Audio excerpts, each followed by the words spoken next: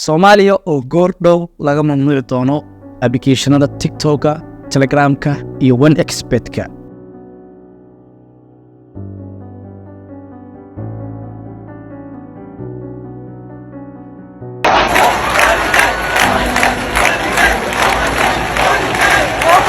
Saddexdaas application ayaa laga mamnuucay dalka Soomaaliya si loo xadido waxyaabaha anshaxa iyo dacaayadaha lagu soo gudbiyo. abgaaliyow abgaal ku dhalay oo waxa way bahda dilan ee jareerta sidee ii soo fariisan kartaa wara ninka halka fadhiya adeer waa ninkii intuu ka soo tagay mudug ka doobinahay ilaa Kismaayo niyo anoo hiraab ku dagaalamay maanta qadiyada hiraab ama qadiyada hawi warkeyga waa xad yaani hadii cadow i qabto qasam billaah inaan dheen hebel ilma adeernaay oo dhinacaas ka soo jeedo qasam billaah ma dhihi lahayn no أنا كوكيني أنا كودجي أنا كام مسؤول إلا حدا أنا كام مسؤول إلا ما أنت يوم الآخر أنا كام مسؤول مرصود.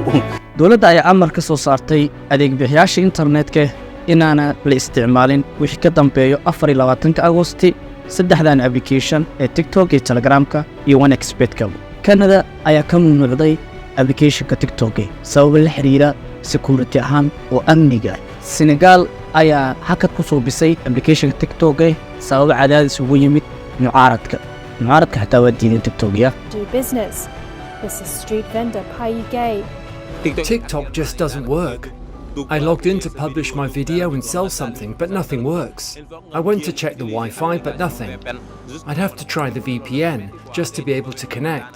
falcelinta dadka isticmaala application-ka TikTok kuwaasoo aad ugu falceliyay inaan la xirin application-ka TikTok. go'aanka dawladda go'aan aan runtii aan la yaabnay ahayd aan la naxno in ka badan 12 saacadood ka hor ayay dawladdu soo saartay intii ka dambeysay dhanna waan isla falanqeynaynaa aniga iyo dhalinyaradaba runtii mid aan anagu ka dhalinyaro ahaan inoo wanaagsan ma aha oo aan qaadan karno.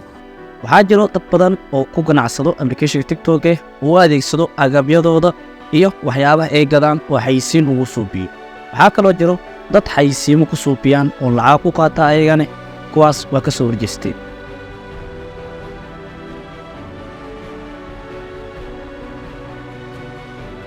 TikTok-ga la xayiray anaga. She's now worried about losing.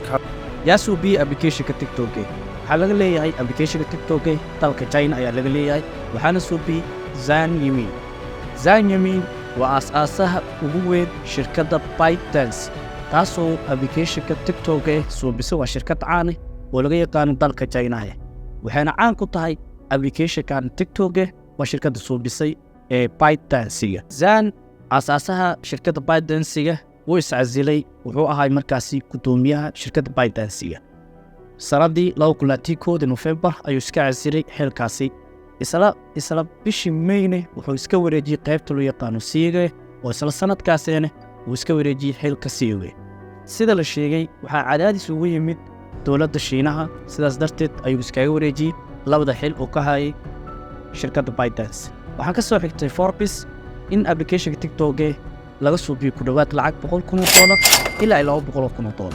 dadka caanka ah halka booste ay dhigaan ee ka suubiya lacag $500,000 boostigooda. waa imisa kun qofood haddii ay ku daawato TikTok lacagta laga helayo muuqaalkaaga.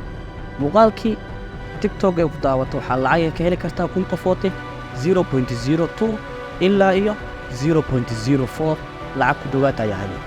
laakiinse waxyaabahan aan ka hadlayo lacagaha Soomaali kuma jirto.